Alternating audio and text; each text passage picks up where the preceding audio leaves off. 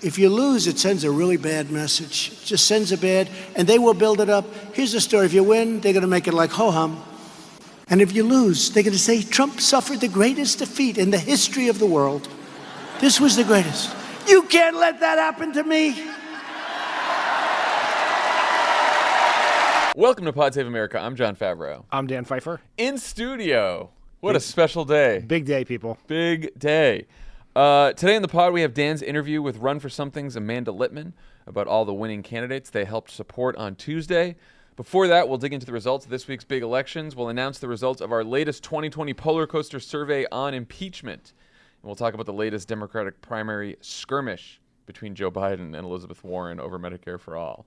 I'm calling them skirmishes. Skirmishes? Yeah, I don't What wanna is get- that? Like what? I don't want to get into too much What words? destroying each other. What? Yeah. What levels of fighting fall on either side of skirmish? Yeah, I don't know. It's getting a little hotter than skirmish. But a few other crooked pods to check out this week. On Pod Save the World, Tommy and Ben talk about what the death of al-Baghdadi means for ISIS, the future of climate activism after the Paris Climate Agreement, Iran's increased nuclear activity, protests in Chile and Iraq, and the privatization of spying. Lots going on. Are these? I love the Pod Save the World promos. They are so thorough. So thorough. Then, Something for everyone. That wasn't even the end. Then America Dissected host Abdul El Said joins to talk about Ebola, superbugs, and global public health. If you're not listening to America Dissected, check it out. It is extremely well done, informative, and entertaining. Terrorism, climate change, superbugs. It sounds like an Obama foreign policy speech. It sounds like the title should be 3 Ways You Could Die. Finally, you've heard us talk about Organizing Core 2020 before. This is a new organization of former Obama people that's training a smart, diverse group of young people to become field organizers for 2020 in Pennsylvania, Michigan, Wisconsin, Minnesota, Florida, North Carolina, Georgia, and Arizona. If you are from one of these states and interested in joining the general election as a field organizer, go to organizingcore2020.com. If you can't work in the general election, you still can help sponsor the training for someone who can. It costs $5,000 to recruit, train, and pay an organizer. An early investment now has a huge payoff come June of 2020, when the Democratic nominee will have only 5 months to wage a general election campaign against Donald Trump. This is a great program. It's training organizers in the communities where they come from, where they're going to be working. It's training young people who are in college, just out of college. So check out organizingcore2020.com if you want to participate and you're a young person, or if you just want to sponsor someone. It's great. And before we get to the news, I believe you have some news. I do have some news. It is time to answer that periodic question, what do I do with my time? While the rest of you are running a company, you have your own podcasts, you've turned your dogs into Instagram influencers, all of those things. I feel like you are quite busy doing all of the podcast stuff and raising a child. Well, is raising a child not as hard as I think it is? It is quite hard, and has turned me into a firm opponent of daylight savings time. Oh yeah, okay. A lesson you will. Having a child has taken me to the point where I actually agree with Lovett on one of his rants. So, Yikes. But my actual news is, in addition to raising a child, I wrote another book. Wow. I know. You do a lot of work. Well, when you get up at the crack ass of dawn, you can do some writing. And this book, which will be released on February 18th, 2020, is called Untrumping America, A Plan to Make America a Democracy Again. It is born of the idea that there is nothing more important than beating Trump in 2020, but that is not enough to fix our democracy. Because you have to beat him like a drum? The first chapter is a series of drum emojis. So, please continue. Yes. The book is about what we can do to win in 2020 and how Democrats have to make themselves the party of democracy. We have to put fixing our democracy at the top of the agenda, because if we do not do those things, none of the progressive issues that we care about will happen. And none of the progressive issues that we care so much about will happen, because America will continue on a path where we are a country of a progressive, diverse, growing majority governed by a conservative, mostly white, shrinking minority. And if we want to make sure the Trump number happens again, we have to fix our democracy. So this book is my playbook for how we win in 2020 and what Democrats do with the power after that, how we fix our democracy, how we put that at the top of the agenda. And I wrote it in the hopes that it would be provide guidance to Democratic leaders, are activists and voters out there about what we have to do to make sure that we never go through what we're going through right now again. This is going to be such a good book. It comes, that's the fucking hope, but it comes out on February 18th. I am donating a portion of the proceeds of every book sold in the pre-sale period to our friends at Fair Fight, Stacey Abrams' group that is helping protect voting rights and doing as much as anyone out there to ensure that America is a democracy. And the last thing I will say is my publisher has told me almost every day since I started this book that selling a second book is much harder than a first book. The wisdom of saying that to someone staring at a blank page, I leave that to others. But because he's done it, I feel particularly motivated to try to do as much as we can to, let me try. I feel as motivated as I possibly can to encourage people to buy the book in the hopes that we can, I would love you to read it. That means a lot to me, but also in the hopes that at the end of this, we can deliver a nice contribution to Fair Fight and help their efforts. If you can buy the book by going to untrumpingamerica.com. That gives you access to Amazon, Barnes & Noble, IndieBound, where you can get it from a local independent bookstore. And if you do buy it and you want to make it so that I can sleep better at night, tweet out or share on social media a copy of your proof of purchase in the hopes that we can encourage other people to do it and contribute to Fair Fight. Fantastic. That's what we call, when we do the Cash App ads, a win-win. Right? It is a win-win, yes. You buy the book, you learn how to save democracy, and then by buying the book, you're also helping save democracy by helping Stacey Abrams' Fair Fight. It's a virtuous cycle. A lot of democracy. All right, everyone, go to Untrumping America. I will say that, after reading your first book, which was fantastic, I was very hopeful and excited that you would write a second. So it's good for America that you did. Against perhaps my own best interests, I did. Okay, let's get to the news, which for once is actually quite good. We're going to start with some good news. On Election Day 2019, Democrats won a series of significant and even surprising victories, continuing the streak that began since Donald Trump took office. In Virginia, Democrats flipped both houses of the General Assembly, which gives them full control of the government for the first time in decades. In Kentucky, a state that Trump won by 30 points, Democrat Andy Beshear narrowly defeated Republican mini-Trump Matt Bevin in the race for governor. Democrats also elected more progressive prosecutors and gained control of city councils everywhere from Trump counties in Pennsylvania to Mike Pence's hometown in Indiana. Dan, first reactions to the night overall, were you surprised? I am generally surprised by good news because I always prepare. I am I live by the I live by the credo, prepare for the worst, hope for the best, and then don't really hope that much. That's right. But yeah, I was surprised, and my takeaway is I love winning, and I love winning even more when it makes Donald Trump sad. Yeah, I mean, we'll talk about each of the individual races in a second, but I'd sort of expected a good result in Virginia because being entrenched in wilderness production right now, the demographics in Virginia are quite favorable to us, and they're getting more favorable. The demographics in Kentucky are not, and so I was a little surprised that Andy Beshear pulled it out, pleasantly so. Let's start though with what I think is the most meaningful victory of the night in Virginia. So now the Democrats have flipped at least 2 seats in the Senate and 5 in the House. Some are headed to recount. They have taken control of the General Assembly. They have a Democratic governor in Ralph Northam. What can happen now? What does that mean? Well, everything. It means that Democrats will be in control of the redistricting process. It means that Democrats can expand health care. It means that Democrats can pass gun safety laws that have been held up by Republicans since the shooting in Virginia Beach recently. And it means that Democrats could put us closer to amending the Constitution to ensure that rights are equal. Imagine that. The Equal Rights Amendment, this is it was a little bit under the radar in the weeks leading up to the election, but Virginia is now the 38th state to ratify the Equal Rights Amendment. That's the number of states you need, right? You need 2/3 of the states. That is correct. And so now that it's ratified, now that Virginia has ratified it, basically Congress may take up or may not. We can't. So let me try that again. Basically, now that they did this, there was an expiration date on the original amendment. It's the Constitution, not milk, people. Right, and it says so this has to be ratified by 1982, I think it was. But there's a lot of, there's legal questions over whether that even matters. But if it does matter, Congress can just lift the ratification date. Apparently the House, obviously we can vote it in the House. In the Senate, there's 2 sponsors of a bill to lift the ratification date, and those are Susan Collins and Lisa Murkowski. So you could imagine actually getting the votes in the Senate to do this. Or you might not need them because a court may rule that the ratification date doesn't really matter anyway.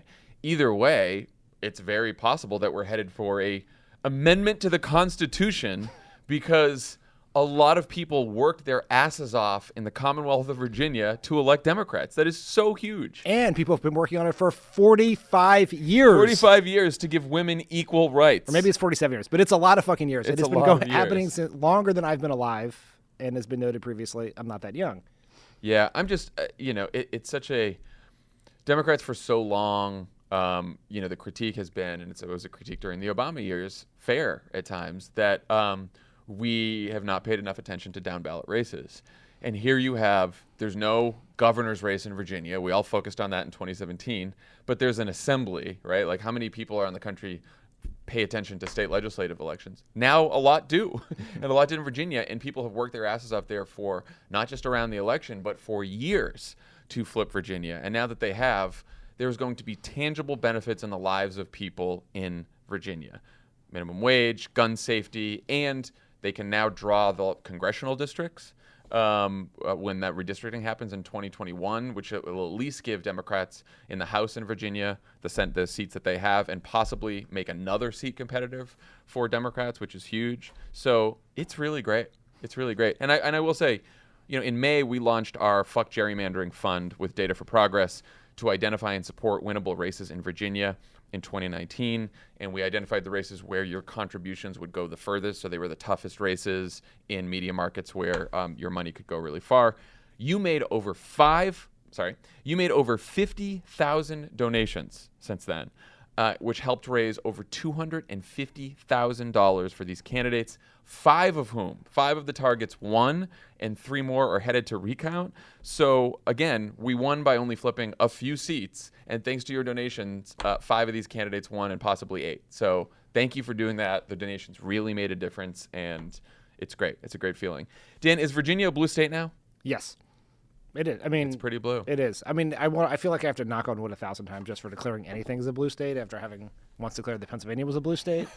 But it is clear that it has been moving in one direction for 10 years, right? Going back to Obama's quite surprising at the time win in 2008, and it has continued. And I think the results in Virginia, even the results across the country, but particularly in Virginia, show that what is happening in the suburbs since 2016 has gone from being simply a reaction to Trump's win to an actual realignment of the electorate. And it is becoming, it is blue. It is a state that is unlikely to be contested in any way by the Republicans in 2020, and that's notable. And the reasons that the suburbs are moving so quickly towards the Democrats, there's 2 main reasons there. One, as cities become even more crowded, a lot of working class folks in the cities, particularly people of color, are moving into a lot of the inner suburbs of big cities. So that's and they tend to vote Democrat. So that's one thing that's happening. The other thing that's happening is college-educated white people in some of these suburbs who are a little wealthier, who have traditionally voted Republican, are being turned off by Donald Trump's presidency and the extremism of the Republican Party. And so they are switching their votes. So the composition of the suburbs are changing to be more favorable to Democrats demographically, and you're getting a bunch of college-educated former Republicans who are switching parties. And that combination is making suburbs, not only in the traditionally big blue liberal cities and liberal states, more democratic, but places like Phoenix and places like, and we're going to talk about like the area around Louisville in Kentucky, right? And so this is happening all over the country. Now, the flip side of that is in rural areas and the exurbs, the far-flung suburbs, those are becoming more Republican. So, that's why it's still close. Let's talk about Kentucky, where Donald Trump suffered, in his words, the greatest defeat in the history of the world. Those were his words spoken the night before the election at a rally for Matt Bevin. Democrat Andy Beshear has declared victory over Governor Matt Bevin with a lead of about 5,000 votes. Because Bevin's war on teachers and people with health care made him one of the most unpopular governors in the country, he tried to nationalize the race by tying himself to Trump and railing against impeachment. It didn't work, though Bevin has refused to concede because he says there were voting It did not work, though Bevin has refused to concede because he says there were voting irregularities. But he's apparently keeping to himself what those irregularities were. Well, I mean, to be fair, Republicans all up and down the ballot lost due to, all the other Republicans won.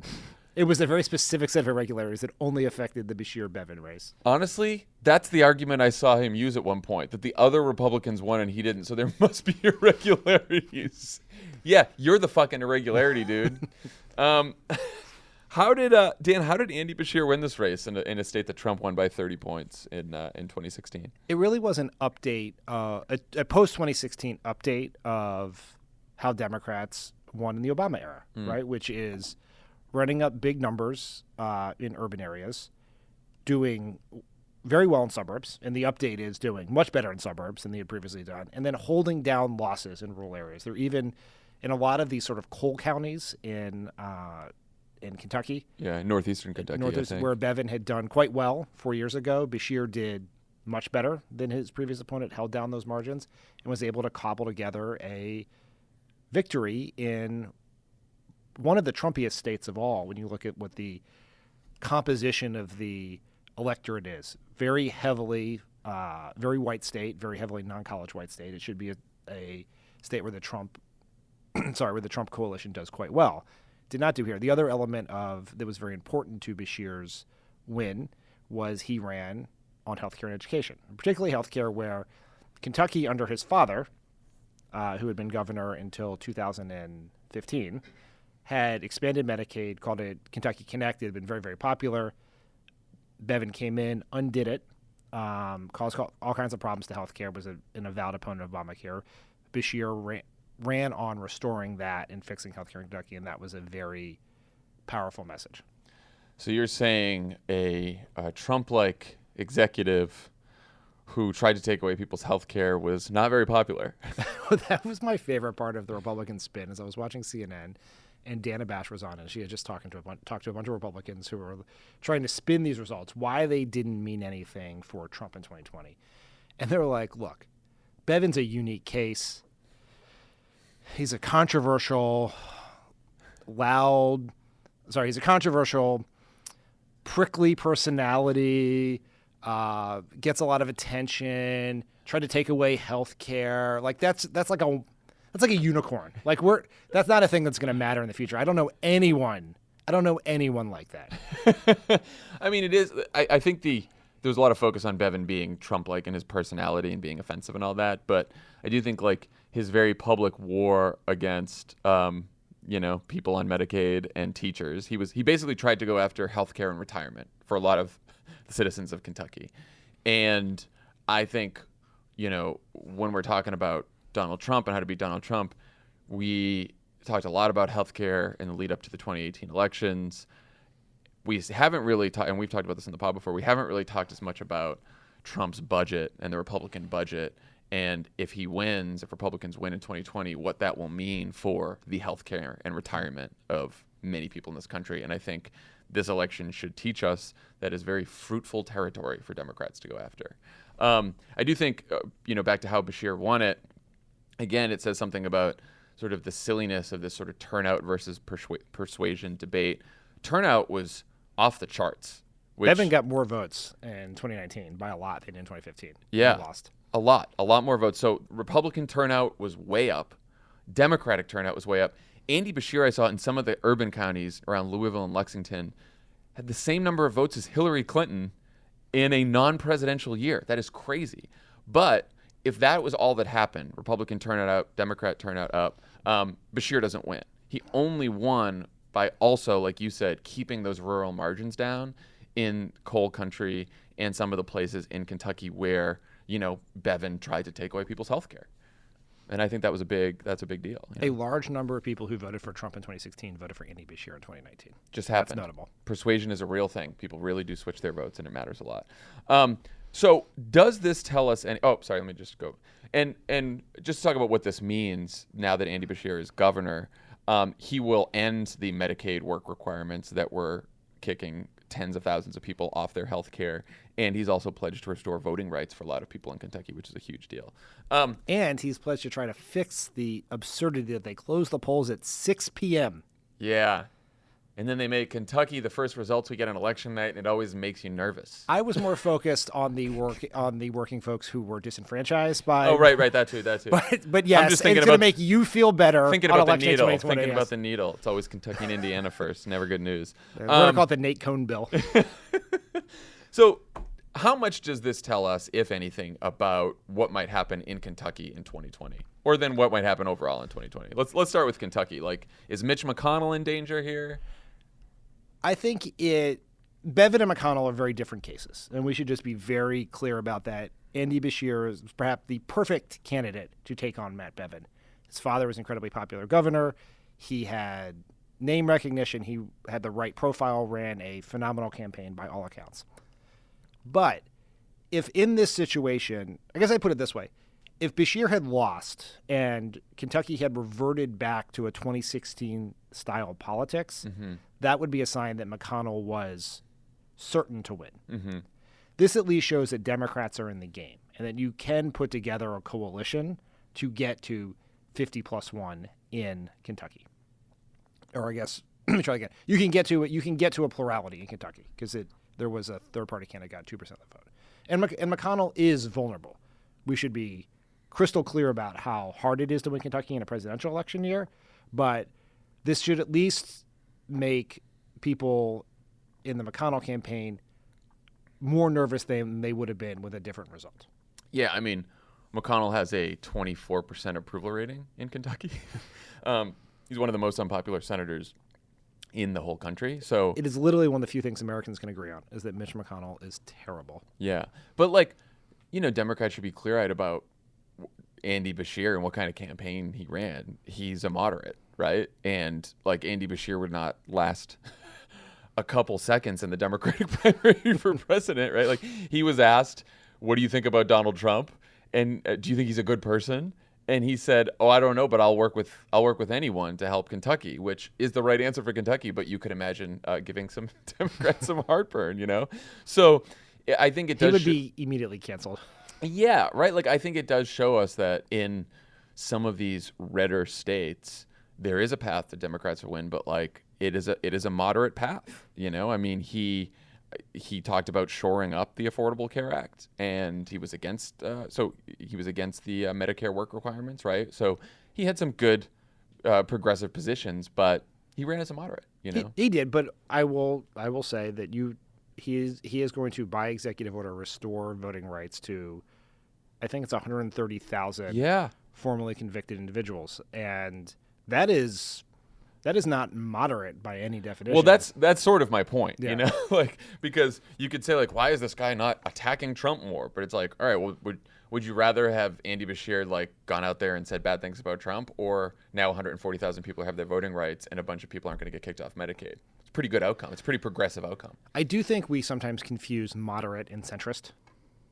That's true. That moderate can be a person who has a more moderate approach, and then a mix of quote unquote centrist and progressive positions, right? Yeah. Ralph Northam would be an excellent example of that. Doug Jones would be another one. And centrist is a different thing. Centrist is not an ideology, it's an identity. It is a decision that you're going to put yourself immediately equidistant between the two poles as a way to try to win a majority of voters. How would you, if you were running a campaign against Mitch McConnell in Kentucky, what would that campaign look like? It would be a labor of love. I would say that. I think that the way to run against McConnell is to run a campaign about him being not only a product, but the actual creator of our broken political system. And that he may have gone to Washington as a Kentuckian, but he became a creature of the swamp. And he has gotten quite wealthy since he went to Washington.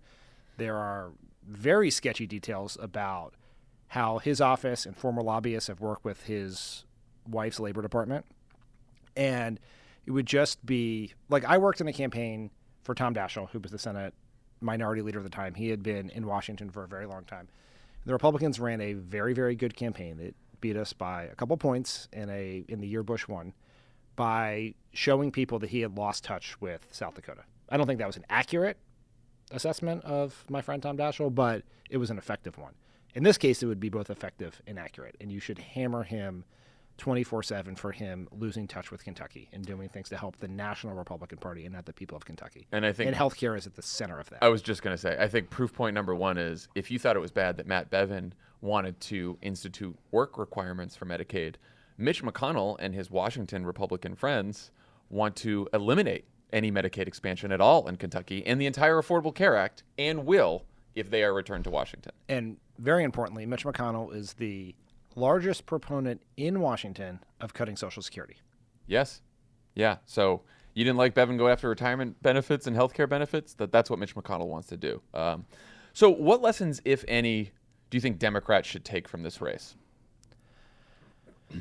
I think I think there's a comfort we should take from it. I would say this about Kentucky and Virginia and everything else, which is, like, there was some fear heading into Tuesday night that, look, in 2017, people turned out in an off-year gubernatorial and all these special elections because there was nowhere else to channel our anger about what happened in 2016.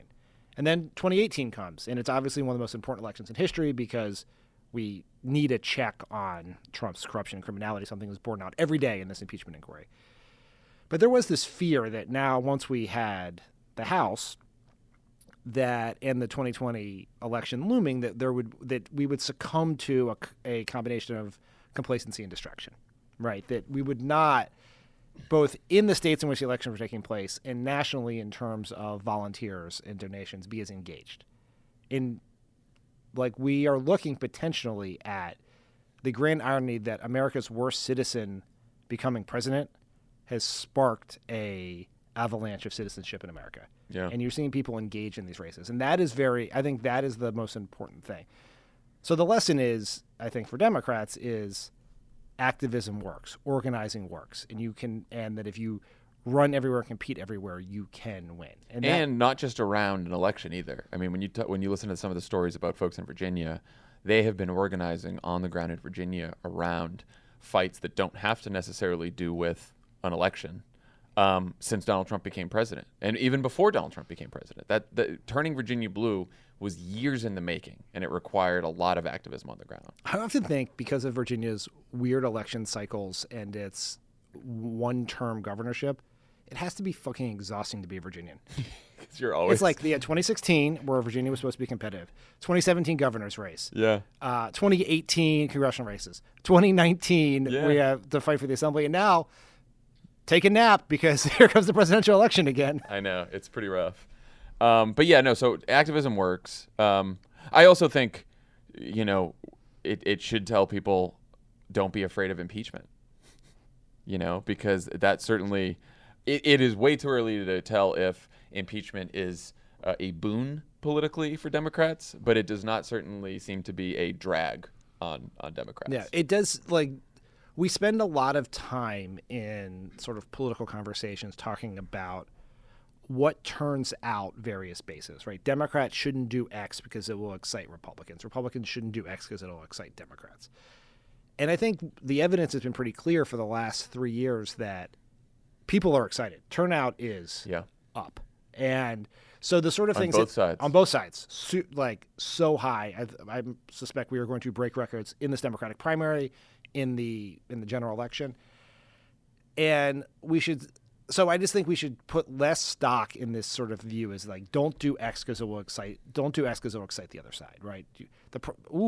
Impeachment could cause Republicans to turn out. Republicans are fucking turning out, so we should worry about the things that excite our voters and worry about the things that persuade the voters that we need to persuade, and not worry about the things that might excite the other side because they are coming out. Yeah, and I think it shows the unpopularity of Trump's agenda and the Republican agenda as well, which sometimes gets lost in a lot of the discussion is about Trump's character and his, how offensive he is, stuff like that. And clearly that is turning away and has turned away a lot of the college-educated crew and former Republicans. But there is this untapped set of issues that, about taking away health care, taking away retirement benefits. And look, I noticed this from the focus groups I did too. Even when you talk about things that Trump has already done on the policy front, it is not necessarily as powerful as talking about what he is going to do in a second term. Like when I talked about I talked in Milwaukee, I talked to the voters about like, how much have you heard about Trump's, I talked about ACA, and they were like, like we've heard this before. But when I talked about how much have you heard about Trump's budget and Social Security and Medicare, everyone perked up. And they were suddenly like, well, a couple people had heard, like, I heard something about, taking away Social Security benefits or cutting Social Security benefits, and that's horrible to me. And these were Trump voters, and so I think that could be a really powerful argument. Yep. And we found that in our polling.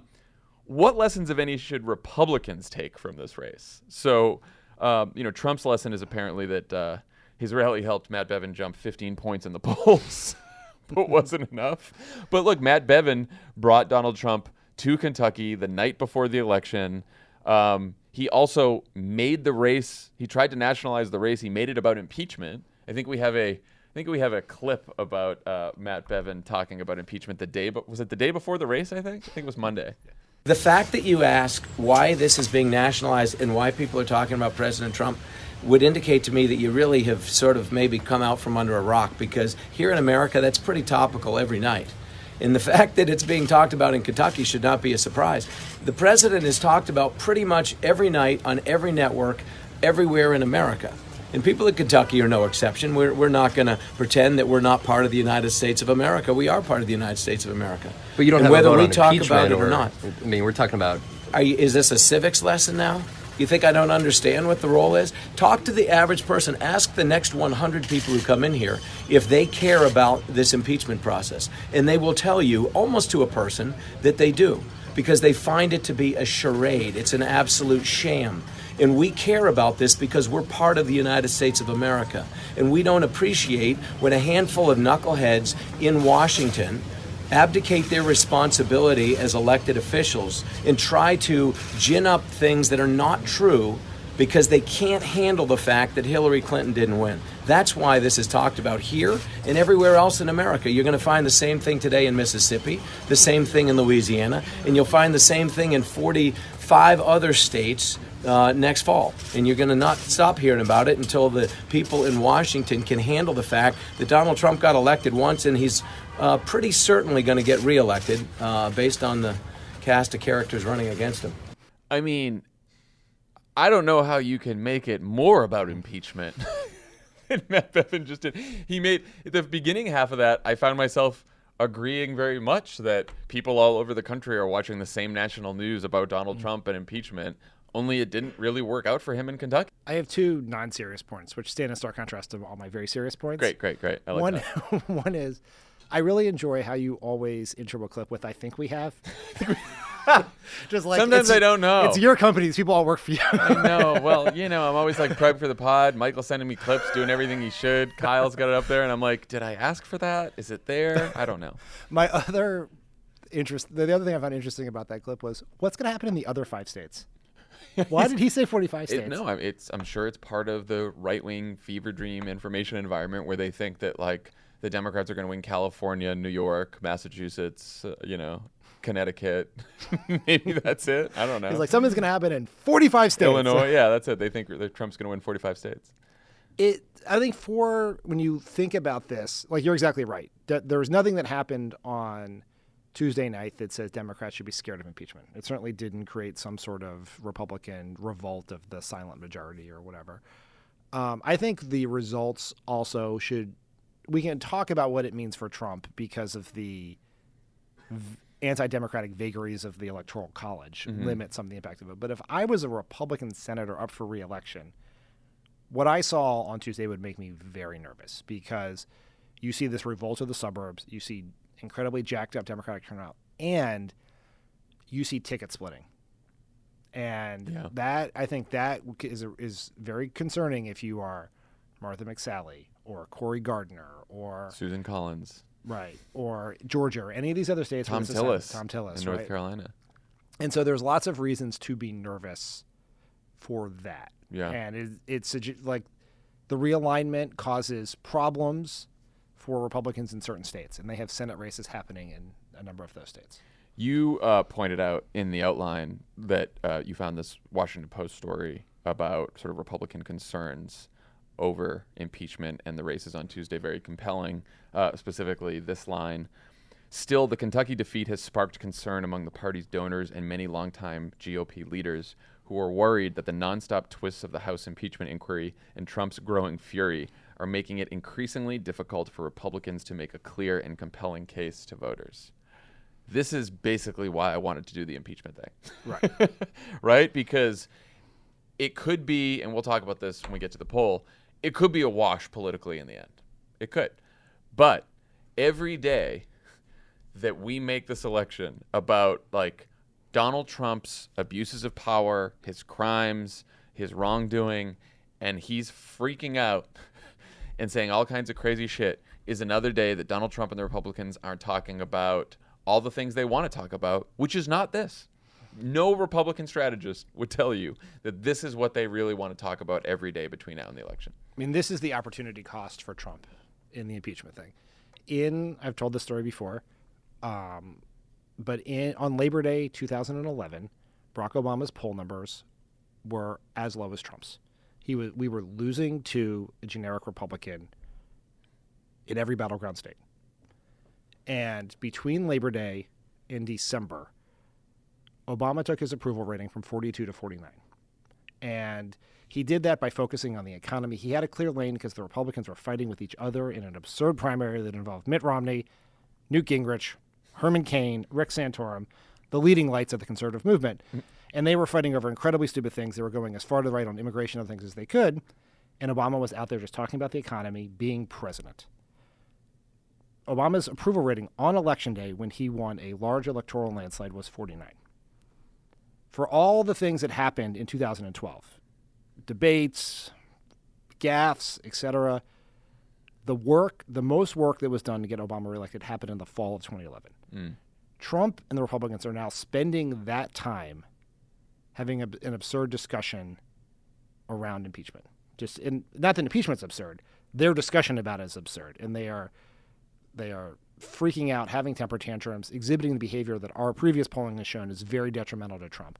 And so in that sense, Trump is losing his best opportunity to gain strength against a divided Democratic Party. Yeah, I mean, I remember we did the sort of jobs bill speech in the early fall, and then we treated the State of the Union in 2012, which is now in a couple months, as basically sort of laying out our reelection message in front of Congress. Who knows what Trump's State of the Union is going to be like? Will he be in the middle of impeachment? Will there be a trial? Now, this is talking, in November of 2019.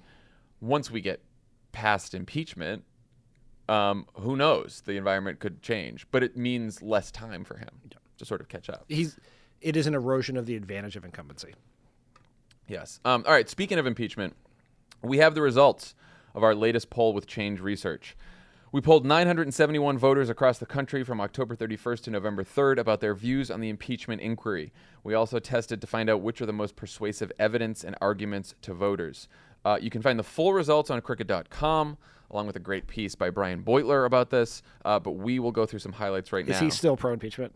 He's still pro. Just checking. Yeah, no, it's tough to tell. It's weird. His new column is called Confirmation Bias. First, we found that 53% of respondents support the impeachment inquiry while 45% are opposed, and that 51% of those polled support impeaching Trump and removing him from office, while 46% are opposed. The partisan breakdown is extreme. 94% of Democratic-leaning voters support the inquiry, while 94% of Republican-leaning voters oppose it, but 51% of independents and 60% of swing voters favor the impeachment inquiry. Dan, what were your main takeaways from the poll? America seems quite polarized. My goodness. But you can look at that two ways. One could be, well, this doesn't matter. Everyone's minds are made. And that is true for the overwhelming majority of Americans, but that is true about everything in politics these days for the overwhelming majority of Americans. But the difference in getting that number among independents from 51 to 60 has dramatic electoral consequences. Right. Dramatic. Right. Upping that swing vote number from 60 to 70. Yeah. Dramatic electoral consequences in the key battleground states. And so it is an argument that Democrats have the wind at their back. There is room for growth, and there is huge imperative to continue to tell the story in a very compelling visual way. The thing we should caution ourselves with is there's nothing in this poll that suggests we are in this world where we are 1, 2, 3, 17 revelations away from a collapse of the Republican support for Trump. Yeah. They like that. Trump's base is locked in. That virtually guarantees that how the Senate will react no matter what the rest of the House finds, because they are I don't know who the tail on the dog is and who's wagging who, but as long as Trump's base sticks with Trump, there is no political incentive for Republicans to do the right thing. Yeah. I mean, look, there are an extremely small percentage of voters in this poll whose minds are not made up already on impeachment, whether you're Democrat, Republican, Independent. I think it was like 2% or something like that. We'll have to look in the poll. So there's not a lot of persuasion to do here. And by the way, we go through this whole battery of evidence, messaging, because, I should say one thing we did learn is a very high percentage of people in this poll had heard about the impeachment inquiry in general, the whistleblower, and the call with Zelensky. 55% have heard a lot about the Trump administration officials testifying, which is not a lot.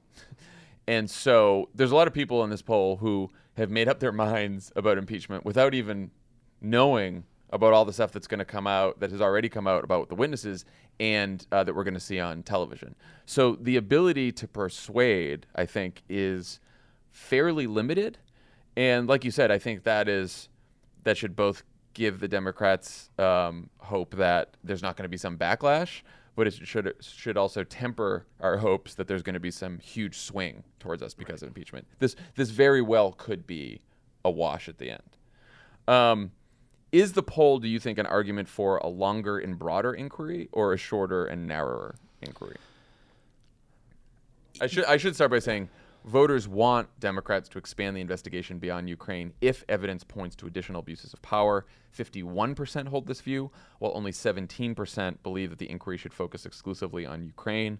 Another 32% are unsure. So, this is sort of a pundit-esque cop-out answer that I think it is an argument for Democrats to follow the evidence where it goes. Yeah.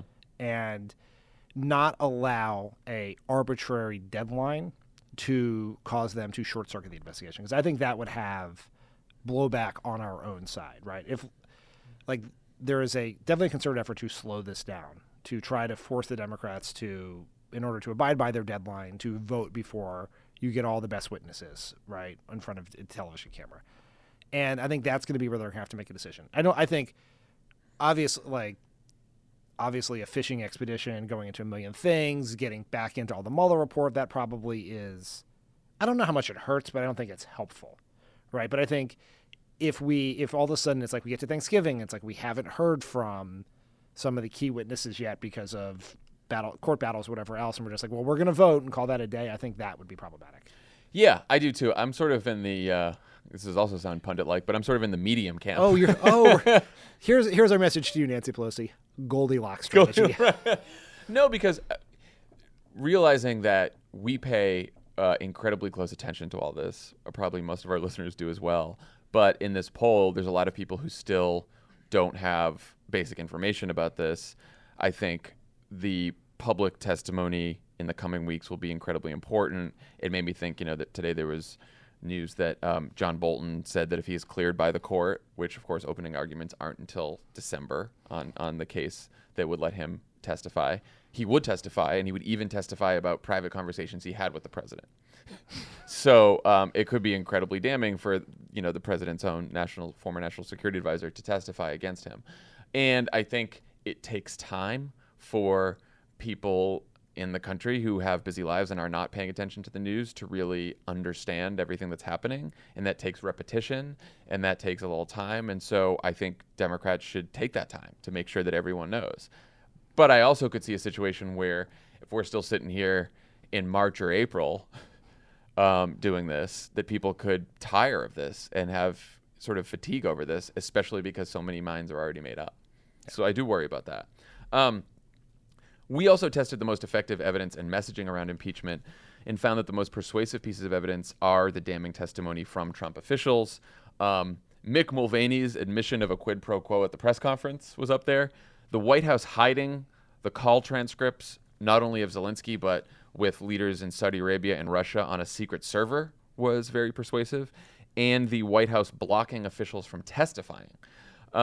So I should say that all the margins for all of the arguments were very slim. So these are like small differences, but those four were the most popular arguments. When we tested different arguments for impeachment, messaging arguments, the clear winner there was about Colonel Vindman. And the message we tested was the top Ukraine expert on President Trump's National Security Council, a decorated war hero who was on the July call between President Trump and Ukraine's president, testified that the White House erased the most politically damaging parts of the call from the transcript they released to the public. So that led in the messaging. Dan, what did you think of all the evidence and message testing? Anything stand out to you? What I took from it was the fact that for most voters, the cover-up is evidence of the crime. Yeah, cover-up still works really well. Well, like anything that was secret, anything that was blocking people from testifying, that was persuasive. I think you can confuse people a lot about what a quid pro quo is, how it relates to Ukrainian corruption, what do politicians typically do. We've seen other polls that talk about how this is something that they think presidents of both parties would do. Mm-hmm. I think that's confusing, right? But what people do understand that when you do something, that the evidence you did something wrong is your attempt to hide it. And so when you start doctoring transcripts or hiding call transcripts on secret servers, that is proof to people who don't really understand exactly what a crime is in this situation, that the Trump people know Trump did something very wrong. And so I think that the focus on the cover-up, not the crime, is a very trite thing to say, but I think it matters a lot to voters here because it cuts through the confusion of what the crime is. Yeah, I think that's I took that same point too. The other one in our pollster mentioned this too, that credentialing Vindman, war hero, decorated veteran, it had an effect on specifically Republicans, right? Who didn't move towards impeachment, but moved towards, maybe it doesn't make a difference, or like neutral, And so I think that's the thing. The other thing is right behind the Colonel Vindman message, the next two that worked were one that had to do with Trump's abuse of power and one that had to do with no one is above the law, not even the president. So I think you understand why sort of Democrats are fitting all of these crimes under abuse of power and trying to make value statements about the president, right? No one in this country is above the law. Everyone should be held accountable, even the president of the United States, and the president shouldn't abuse his office for political gain, right? These do not have specifics as much attached to them, but they are just value statements that people agree with. And it speaks to the general perception of Trump that's pushing on an open door, right? Yes. It is very believable to people, regardless of what you think about this, that Trump has used his office for political gain and that Trump has abused power. Yep. Like he's just like a walking high crime in that sense. And I think the question, I think the no one's above the law, not even the president, is an incredibly important message.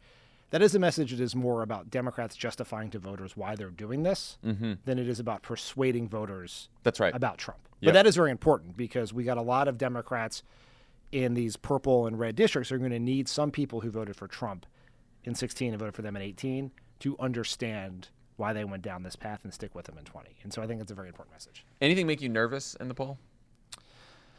I mean, the whole thing makes me nervous for democracy. The stat in there about people who primarily get their news from Fox News. So please do that one. Yeah, so one other interesting finding.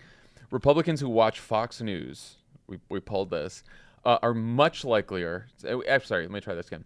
Republicans who watch Fox News, and the way we asked it is, what is your primary source of information about impeachment? And so people who said Fox News are much likelier to think the allegations are false than other Republicans. 89% of Republicans who get most of their impeachment news from Fox oppose the inquiry because they think the allegations aren't true. Not they think they were wrong but not impeachable, which is also a choice we gave them. But they just don't believe any of the allegations. 59% of other Republicans say the same. That's a 30-point gap just among Republicans. And I should also say the other interesting stat, we took Trump's name and Biden's name off the specific abuse of power and just said, do you think it's right, or do you think it's impeachable for a president of either party to pressure a foreign government into smearing his political opponent? And the numbers jumped up to 60% believe it's impeachable, as opposed to the 51% we have when Trump and Biden's names are attached. But that part is not surprising, in all things, right? Like I remember in the Obama administration, if you tested the Trans-Pacific Partnership in polling, it polled terribly because Democrats and Republicans opposed trade. Yeah. If you called it Obama's trade deal, it was better. then the numbers went up because Democrats then reverted to their standard, support of Obama. The Fox thing is, I think, really scary. Like joke's not the right word, but we talk all the time about the dangerous role Fox plays. But Fox News exists because of a decades-old conservative strategy to nullify the idea of objective truth. And they have been phenomenally successful to the point they can convince a significant portion of the base of one of our two political parties that the truth is not the truth. And that is a very scary thought. It's a very hard thing to undo. It also speaks I think it's the most dangerous development in our democracy in the last however many decades. And it's number one. It is involved in a symbiotic relationship with another development, which is it also speaks to the inability of the traditional media to push back on that. Yeah. Right? That we have moved. That's a combination of a million things that involve the Republican strategy and involves how Facebook and Google have sort of helped destroy the economics of traditional media, filter bubbles, all of that. But that is a very dangerous place for American politics to be. And it's completely on one side, to be very clear. Let's remember how one of the reasons that Fox News started and how it started, Roger Ailes, who worked for Nixon, said if Nixon had only had Fox News during his impeachment hearings, he would have survived it. So let's make sure we have a propaganda arm like that. And that's what they did. Nothing more dangerous than a collection of foreign political operatives starting a media company.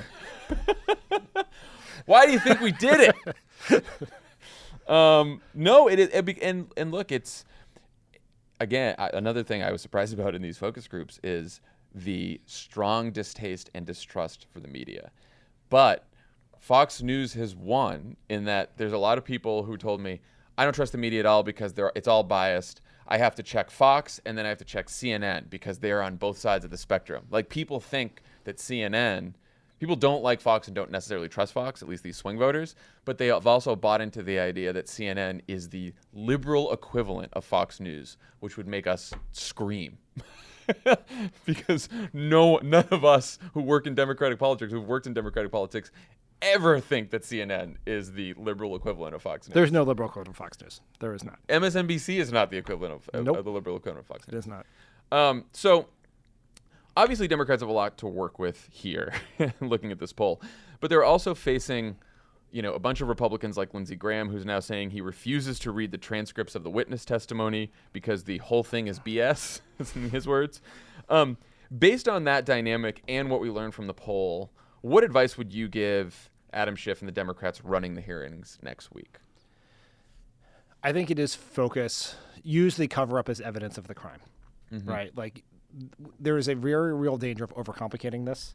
Republicans are going to try to gum up the works, right? They have appointed Jim Jordan to the Intelligence Committee to be Trump's hatchet person on the committee, and so it has to be tremendous repetition of the very simple principle that Trump abused his power to interfere in an American election and then try to cover it up.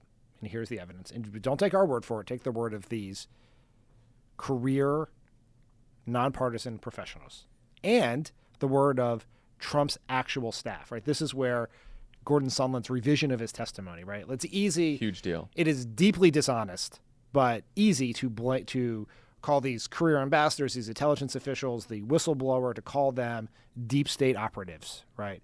It is much harder to say that Gordon Sondland, $1 million donor to Donald Trump, who that Donald Trump then appointed ambassador. Literally paid $1 million for an ambassadorship.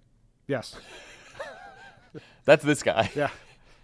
And for him to say there was a quid pro quo, that is much harder to dispute.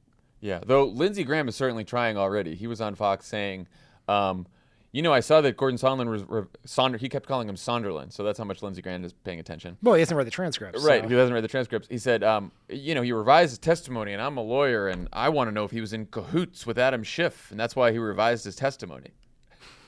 So they're going to try. I was saying this to you on Twitter. Like every Trump staffer, every Trump supporter, Trump fan is one honest statement about the president from becoming an ever-Trumper. That's how it goes.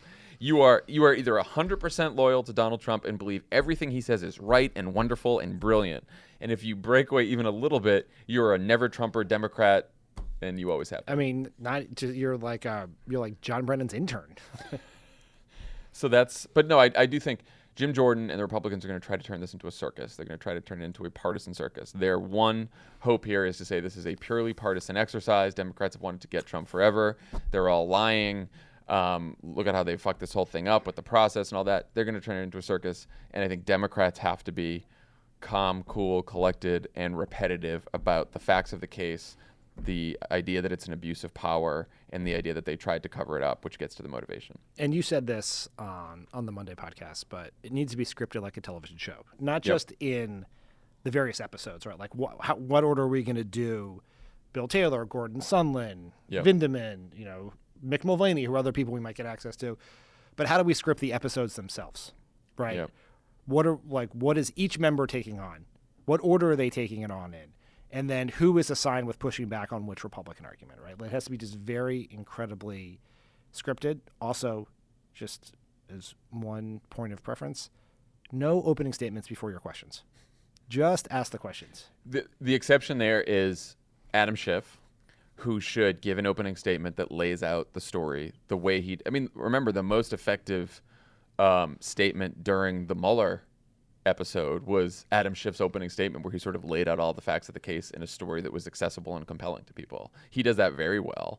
And I think, and I imagine, Schiff starting with Bill Taylor next week, I believe. I imagine he's going to lay out the story not just in a way that's the most compelling with the most compelling witnesses, but in a logical order that's easy for everyone to understand. Do you think Schiff should read the call transcript, word for word? I would. I mean, it's sort of with the edits that Colonel Vindeman made originally. Yeah, probably. I mean, even without the edits, it is. He should say that President Trump keeps asking us to read the transcript, so here you go. I have millions of people watching me. Let's read it. Yeah, I'll read it. It seems more effective. Yes, I think we should do that. The other. I think you should read the text messages. I think you should read the call summary. I mean, he's got a lot of witness testimony. And going back to the point about opening statements, we would give the advice to members of Congress, to give the same advice to members of Congress that we give people who ask questions at our live shows. If your sentence ends in a period instead of a question mark, it's not a question. Yeah, no, I agree with that. All right, let's talk about 2020. Here's what's going on in the Democratic primary right now. Last week, Elizabeth Warren released her plan to finance Medicare for all without raising middle-class taxes. In response, Joe Biden called her plan, quote, mathematical gymnastics. In response to that, Elizabeth Warren noted that it was former Obama economists and healthcare experts who did the math. And then she said, quote, Democrats are not going to win by repeating Republican talking points. If anyone wants to defend keeping those high profits for insurance companies, then I think they're running in the wrong presidential primary. In response to that, Joe Biden said, I have fought for the Democratic Party my whole career. That's not something everyone in this primary can say. These kinds of attacks reflect an angry, unyielding viewpoint that has crept into our politics. If someone doesn't agree with you, it's not just that you disagree. That person must be a coward or corrupt or a small thinker. It's condescending to the millions of Democrats who have a different view. It's representative of an elitism that working and middle-class people do not share. We know best. You know nothing. Woof. I found that exhausting. Exhausting. So let's actually start with the substance of Warren's plan. before we move on to the politics of the back and forth. She says her plan will cost... Which is important because we are both trained health economists. Yes, we're big, and we love substance here. She says her plan costs $20 trillion, which is less than Bernie's $30 trillion plan, and that she'll cover the cost by increasing her wealth tax on billionaires from 3% to 6%, taxing capital gains for the top 1%, the same as income, taxing financial transactions like stock trades, and taking the money that employers currently spend on health care and shifting 98% of it towards the new Medicare program. And then she gets the rest of the money by going after waste and fraud Medicare and healthcare, passing immigration reform, and a few other things.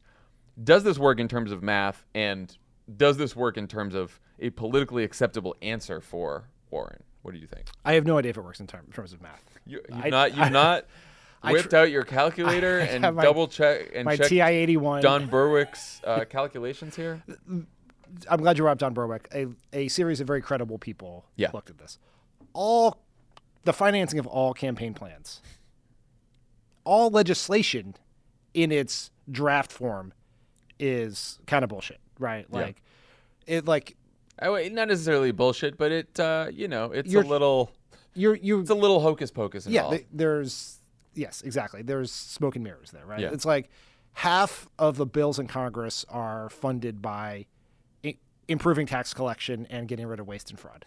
Like that, you're just trying to cobble together a set of pay-fors that reach whatever the cost of your bill is. And look, and part of this is politics, but part of this is not knowing what will happen in the future after certain policies are passed, right? So it's all theoretical. There is an argument about how much healthcare spending there would be under Medicare for all. We don't know yet because we don't know how many people would use how much healthcare under a new system. We just don't know, so you have to project.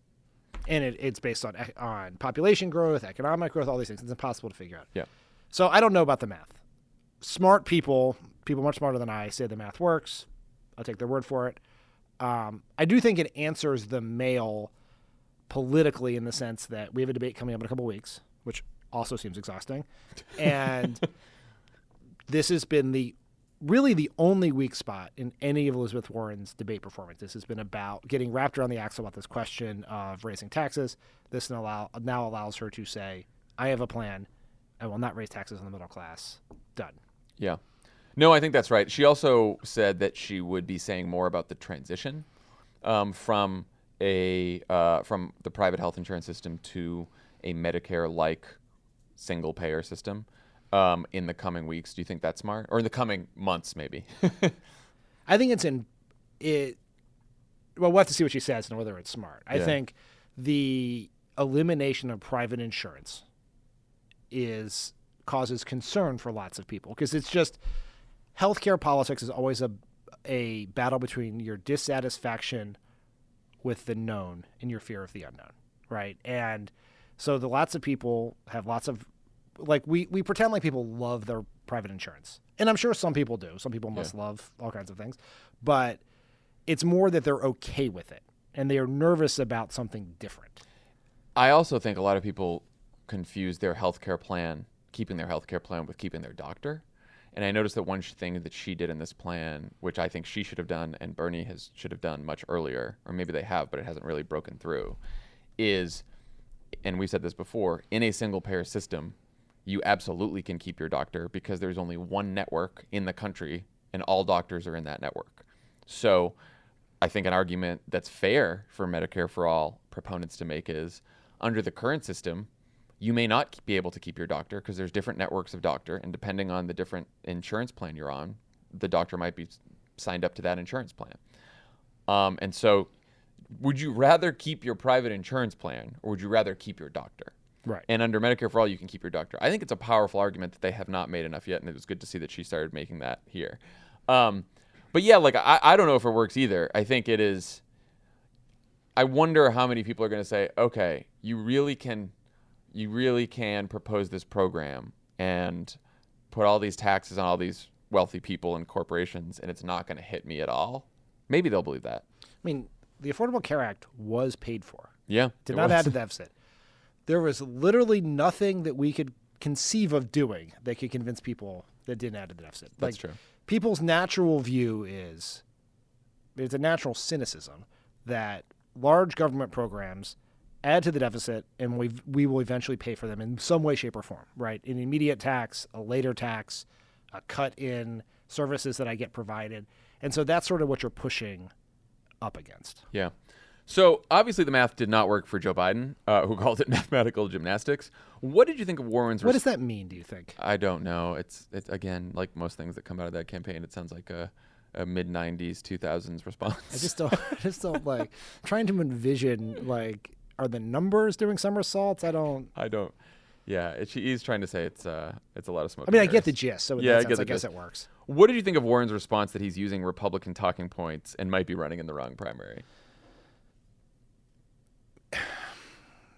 I have made the point myself that some of the critiques of Medicare for all from some of the more centrist candidates like John Delaney were using Republican talking points.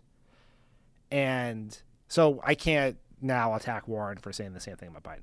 I do think it is unfair to say that Biden is running in the wrong primary. I do too. I thought it was unfair. If Biden was advocating for eliminating the ACA, you could say that. Biden is running on a position more progressive than Hillary Clinton's healthcare position in 2016. Yep. Like, you cannot say that person's running in the wrong primary. And just politically, I think Medicare for all proponents, of which I am one, get into dangerous territory when you start saying that plans that fall just short are somehow, designed by insurance companies, Republican, and all that kind of stuff. Like, I don't think it's fair. I don't think it's correct. I just think it's not the best argument, right? Like, I'm a proponent of Medicare for all. I'm still stuck between whether the best way to do it is, a public option that eventually gets you there, like Pete has proposed, and other people have proposed as well, or if we should just take the leap all at once, like Warren and Bernie propose. I think there are pluses to both and minuses to both. I really do. I'm still sort of Both between politically and substantively. both politically and substantively. Exactly. And by the way, like President Obama said many times, if we were starting from scratch, I would absolutely be in favor, no questions asked, about a single payer Medicare-like Medicare for all program, for sure. But the difficulty is in the transition, not just politically, but substantively. What are you going to do with all the people who work for the insurance industry? What's going to happen with hospitals? How are you going to make sure that people are okay with moving from their private plan to a public plan? Like, how are you going to finance it? I think these are difficult questions substantively, not just politically. And when we say politically, we do not mean getting Republicans on board. right. Or we don't mean we are speaking to some theoretical group of white working class voters in Wisconsin. We are talking about the Every election. American. Well, we're also talking about the feasibility of getting it done. Yeah, that's right. too. Like, how are you, like, there's one thing is how are you going to sell an election. The other one is how are you going to get it done? And all of those questions matter for the ability to get it done. Yeah. And so I think there is a legitimate debate, and I think that the Warren-Biden debate on this was completely fair and substantive and above board when she puts out the plan. He says mathematical gymnastics. She says, what are you talking about? The Obama economists and healthcare people helped me calculate it. All that is fair. Good talk. She gets into then, you're running in the wrong primary. And then he gets into, by the way, you're elitist because people don't agree with your plans, which I also found incredibly unfair. Like, now they have both gone into territory that I think is unproductive for the primary. Yeah. I mean, we should put this in some perspective that these are, we think, unfair attacks. I think we're still in the skirmish phase. We haven't figured out what the words around it is. I don't think it's anything like. But all of this, the math of Medicare for all, whether Biden's running in the right or wrong primary, Biden calling Elizabeth Warren an elitist, is like almost everything else in this election. It is a proxy conversation about electability. Yeah. That is what we are doing. No one really knows what electability is. They know it as a third rail to be talking about it because it is so steeped in racial and gender tropes. But they also know that who beats Trump is the number one issue for voters. So when Pete talks about Medicare for all, when Biden talks about Medicare for all, they are not talking about the policy impact of it. They are talking about the political viability of it. They are trying to say that a candidate who supports Medicare for all cannot win Wisconsin, Michigan, Pennsylvania. Therefore, they cannot be president. So it would be a mistake to nominate them. When Biden calls Warren an elitist, he is saying she cannot appeal to those voters. It is both, like that is a conversation. I think it is a dangerously narrow view of how you win an election, because we are doing the thing that we hate, which is we are allowing this group of theoretical white working class voters in some small set of Midwestern states to decide the Democratic nominee when there are multiple paths to getting there. Yeah. The irony has not been lost on me that Elizabeth Warren accused Joe Biden of using Republican talking points and running in the wrong primary, which I thought was unfair. And then Biden hits back by using Republican talking points and seeming like he's running in the wrong primary by calling her elitist. That then the accusation is correct, because his response to it was like that. And I mean, we were just talking about this before the podcast started. It's basically what Hillary Clinton ended up doing to Barack Obama in the primary. After the guns and religion thing, she started saying that Barack Obama was elitist and she was the hero of working class people. And what she was saying was Barack Obama would not be able to win the rural white voters necessary to get to 270 electoral votes. Right.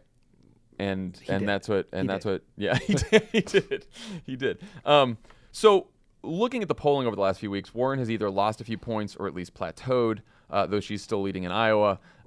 Are all these attacks that come from being the front runner having an effect here, not just from Biden, but from Pete and, I want to see more polls before we make a determination about whether the race has changed, because really the only changes in the race have been Warren rising. Yeah. Right. And everyone else has been, let me try again. The only changes in the race have sort of been Warren rising and Pete rising. Yeah.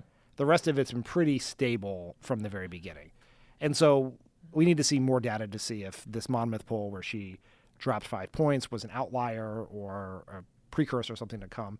But there's definitely more scrutiny on Elizabeth Warren, right? She went a long time in this race for reasons that blow my mind, but went a long time in this race without anyone attacking her. Yeah.